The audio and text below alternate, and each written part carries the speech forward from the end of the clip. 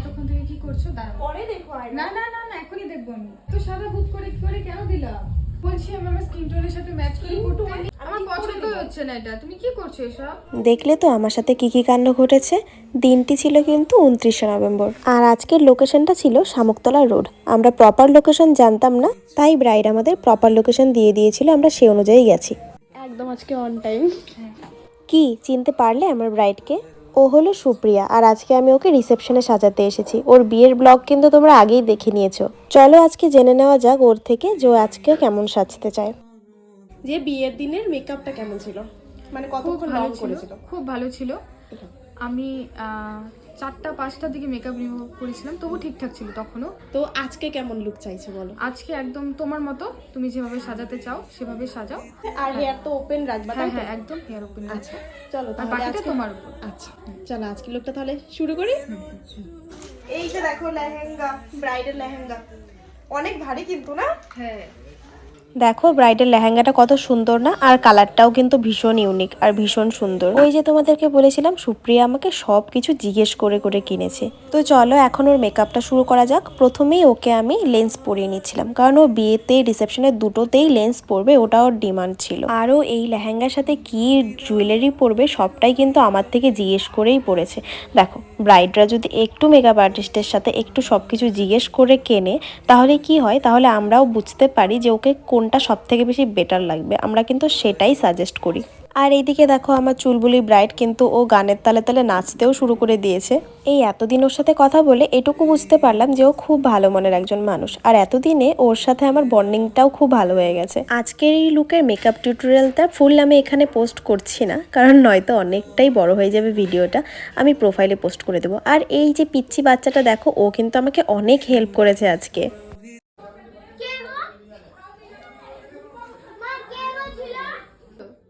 বলো হাই বলে দাও। হাই।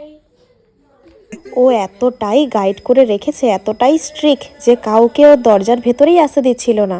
ও এতটা হেল্প করেছে আমাকে, আমার এক ফোঁটাও টেনশন করতে হয়নি। পাকা বুড়ি একটা। আজকের কাজটাও কিন্তু আমি অনেক এনজয় করে করেছি, আর ওর বাড়ির ফ্যামিলি এত ভালো ছিল। এরকম একজন থাকলে আমার আর কোনো টেনশন নেই। হ্যাঁ একদম। তো আমি তো ঠিকঠাক মেকআপ করছিলাম, কিন্তু এখন আসলো সেই মুহূর্তটা। সবাই জানো মেকআপে বেকিং প্রসেস করার সময় পুরো মুখটাই সাদা লাগে দেখতে। দাঁড়াও দাঁড়াও, একটু দেখে নি তুমি এতক্ষণ থেকে কি করছো। দাঁড়াও, পরে দেখো। না না না না, এখনই দেখবো আমি। আচ্ছা এ রাম, তুমি আমাকে এত সাদা ভূত করে কি করে কেন দিলা? আমাকে না বলছি আমি আমার স্কিন টোনের সাথে ম্যাচ করে করতে। টোনেই হবে, তুমি একটু না না না না, হবে না হবে না হবে না। আচ্ছা আমি ঠিক করে দিলেই তো হলো। আচ্ছা তুমি ঠিক করে দাও তাহলে। তুমি এখন আর আয়না দেখবা না, দাও।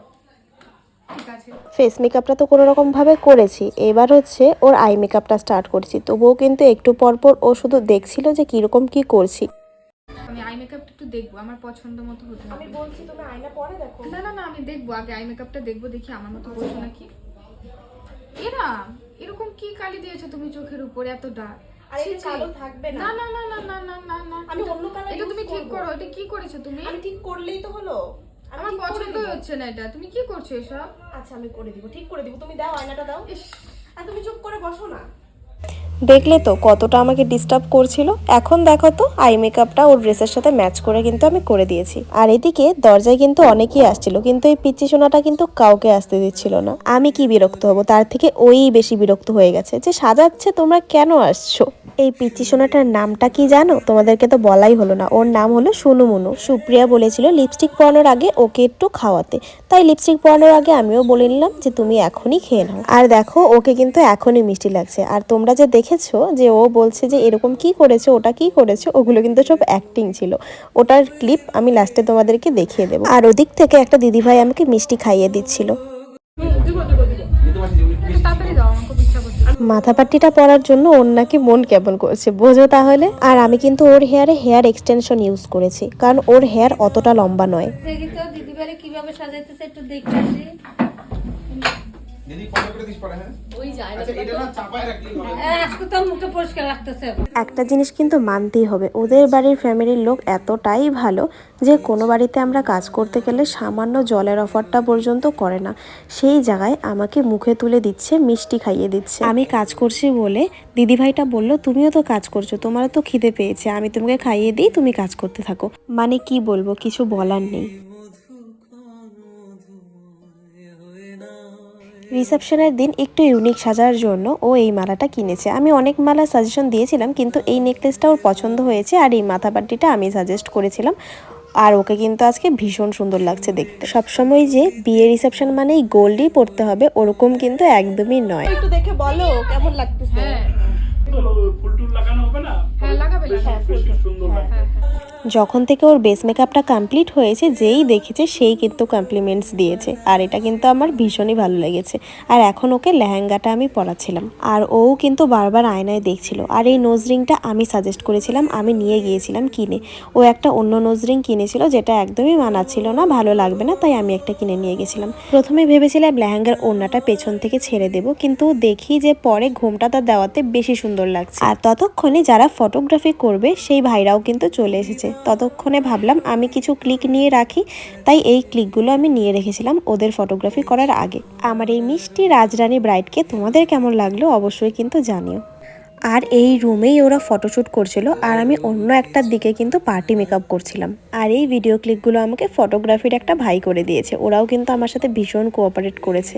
আমার কাছে মনে হয় আমাদের কাজটা যতটা ইম্পর্টেন্ট ওদের কাজটাও কিন্তু সেম ততটাই ইম্পর্টেন্ট দেওয়া উচিত। এবার এই সোনুমনুর একটাই আবদার ছিল, ওকে মেকআপ করে দিতে হবে। আর ও এত সুন্দর করে আমাকে রিকোয়েস্ট করেছে, আমি কি না করতে পারি বলো?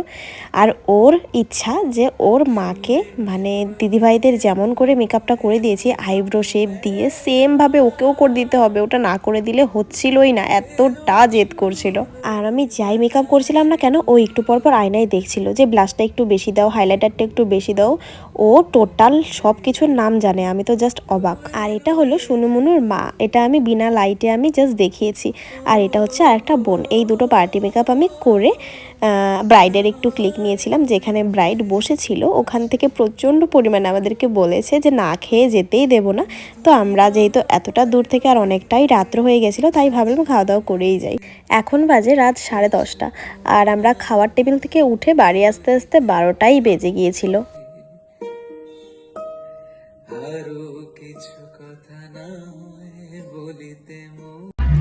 খাওয়া শেষ, এখন বাড়ি যেতে হবে, অনেকটা লেট হয়ে গেছে। এমনি কাঁদতেছি আমি। এবার ওখান থেকে বেরিয়ে আমরা ব্যাগপত্র সব গুছিয়ে নিয়ে ওখান থেকে বেরিয়ে পড়ি। আর ততক্ষণে ওরা বেড সাজাচ্ছিল, আর ব্রাইড জিজ্ঞেসও করছিল খেয়েছি কিনা, মানে ওর সব দিকেই তাল থাকে। রাতে এতটাই ঠান্ডা লাগে, তার মধ্যে আজকে জ্যাকেটটাও নিয়ে যায়নি। দেখো আমাদের এতটাই ঠান্ডা লাগছে যে দেখো এক্সচেঞ্জ পুরো, কারণ ও যেহেতু গাড়ি চালাবে ওই জন্য ওর জ্যাকেটটা আমি পরছি আর আমার জ্যাকেটটা ও পরছে। কালার মারি। মানে কি অবস্থা তাহলে ভাবো, কারণ ও যেহেতু গাড়ি চালাবে ওর অনেকটাই গলা ব্যথা, তাই জন্য আমি বললাম যে লোকে কি বলবে না বলবে ওগুলা না ভাইবা, পরো চলো বাড়ি যাই। দেখবে কে আমাদেরকে এখন? ভূতও দেখবে না। কিচ্ছু দেখা যাচ্ছে না, এত কুয়াশা বলার বাইরে। আশা করি আজকের ব্লগটা তোমাদের অনেক অনেক ভালো লেগেছে। তো দেখা হচ্ছে পরের সুন্দর কোনো ব্লগে। তুমি ঠিক করে দাও তাহলে। তুমি এখন আর আয়না দেখবা না, দাও। ঠিক আছে। কি করছো এসব? আচ্ছা আমি করে দিব, ঠিক করে দিব, তুমি দাও আয়নাটা দাও। ইস